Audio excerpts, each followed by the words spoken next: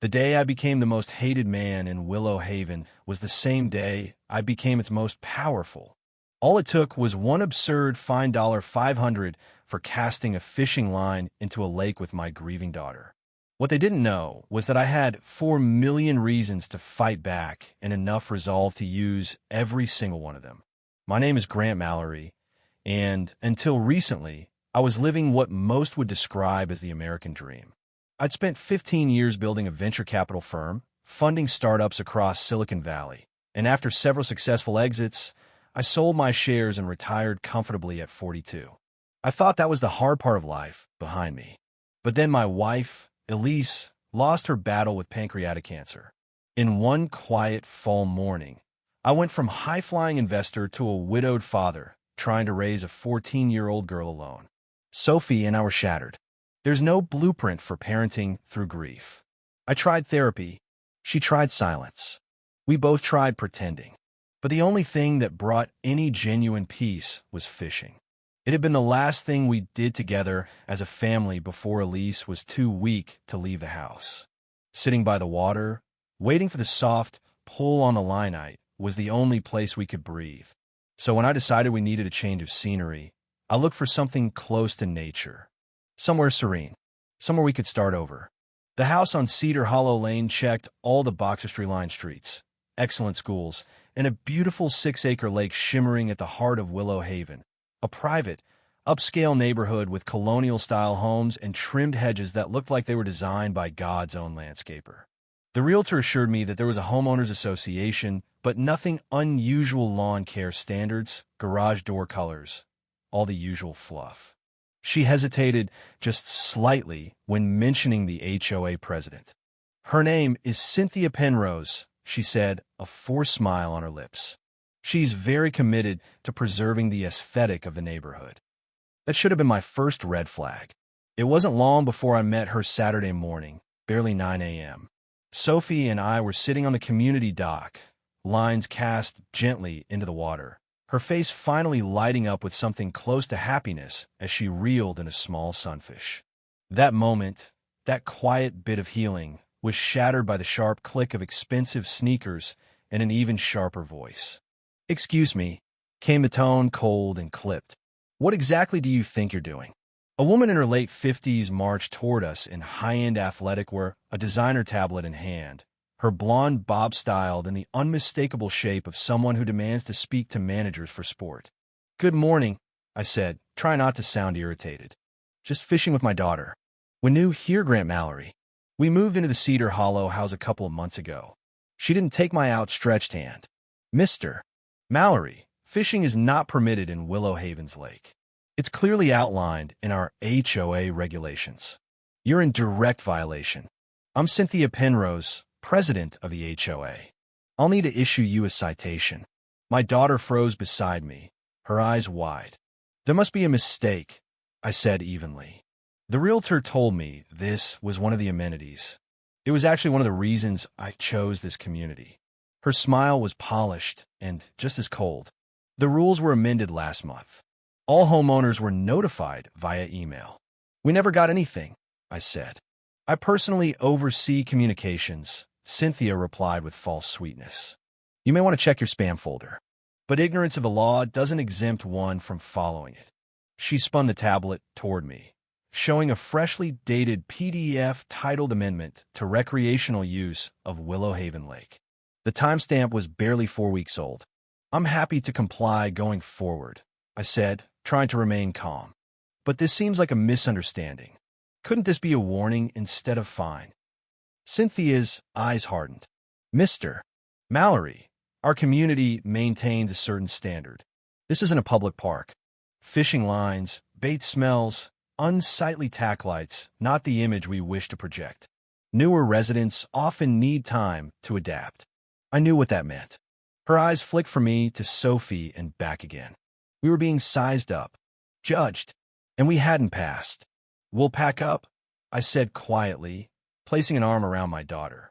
"Just email me the fine." Cynthia smiled, victorious. "Glad we understand each other." As she walked away, Sophie looked up at me, eyes wet. "Why was she so mean, Dad? We weren't hurting anything." "Some people I told her like rules more than they like people. That night, I started digging.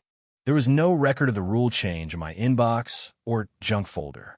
None in the online HOA portal. But there was something else. Several photos on Cynthia's public social media accounts, cocktail parties at the lake, complete with catered bars and boisterous guests. Apparently, fishing disrupted the community's serenity. But alcohol and live jazz didn't.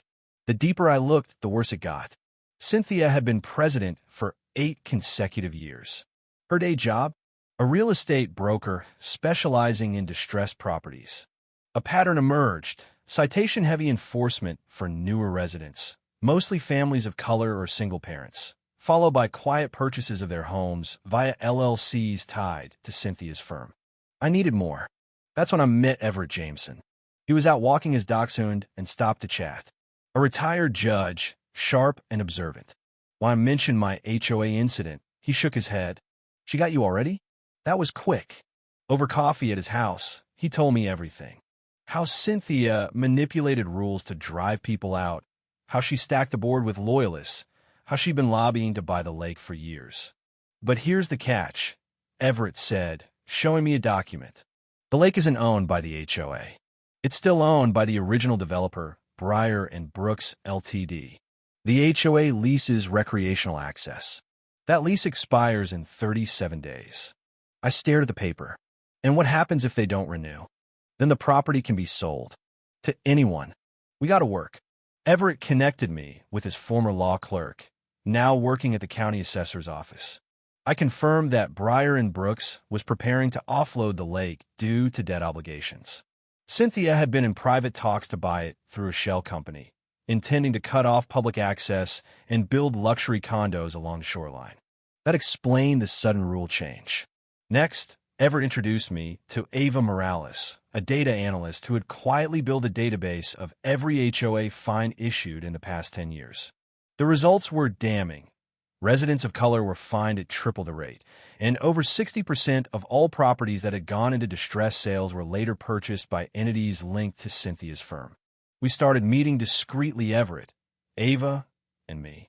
Then we added Marcus Bell, a former city planner who knew the permitting system inside out. We had the expertise. We had the data. All we needed now was leverage. So I made a call. 2 days later, I wired $400,000 to purchase the lake outright through an anonymous LLC I controlled, Grayson Ridge Trust. The offer was accepted. The deal was done. Cynthia had no idea. Instead, she was busy holding meetings about elevating community value, proposing a special assessment to fund a new residents-only lakeside retreat, one that would conveniently eliminate all fishing access. The night before the vote, I requested a private meeting with Breyer and Brooks. I asked them to notify Cynthia of the sale the following morning. Then I called a few trusted neighbors. When Cynthia strutted into the HOA meeting, she was all polished control until the board president of Breyer and Brooks entered behind her with a briefcase. "Ladies and gentlemen," he said, "we're here to inform you that the Willow Haven Lake property has been sold to Grayson Ridge Trust. Effective immediately, the recreational lease with the HOA is terminated." The room went silent. Cynthia's face lost its color. I stepped forward. "For those wondering, I am Grayson Ridge Trust." Chaos erupted. Cynthia demanded legal review, claimed she'd sue, screamed about property values. But there was nothing she could do. Within 48 hours, signs went up: private property, no trespassing. The dock was closed. So were her dreams of private lakeside condos. I wasn't done. I held a town hall in my house, inviting all residents except Cynthia and her allies. There, I laid out a proposal. I would donate the lake to the community forever under one condition. The HOA must restructure completely: term limits, public budgets, an independent ethics board, and open voting. The response? Unanimous applause. We held a special election. Cynthia lost in a landslide. The new president? Ava Morales. With Everett's help, I finalized the transfer of the lake to the Willow Haven Community Trust, placing it beyond the reach of any future power-hungry board. Cynthia tried everything. Filed lawsuits. Spread rumors. Even attempted to claim the lake was polluted, unaware I'd already commissioned environmental reports proving otherwise. Her final act of desperation? Sneaking onto the property with 2 board members and dumping a chemical into the water. Unfortunately for her, I had security cameras and connections at the DA's office. She was arrested, charged with criminal trespass, attempted environmental sabotage, and embezzlement from HOA funds after Ava's audit uncovered thousands diverted to her private accounts. She lost her license, her brokerage, her reputation. Willow Haven healed. 1 year later, I watched Sophie help teach younger kids to fish at the new Rachel Mallory Ecology Center named for her mother. As we sat on the dock at sunset, she leaned on my shoulder and said, "I think Mom would have liked it here." I smiled. "I think she already does."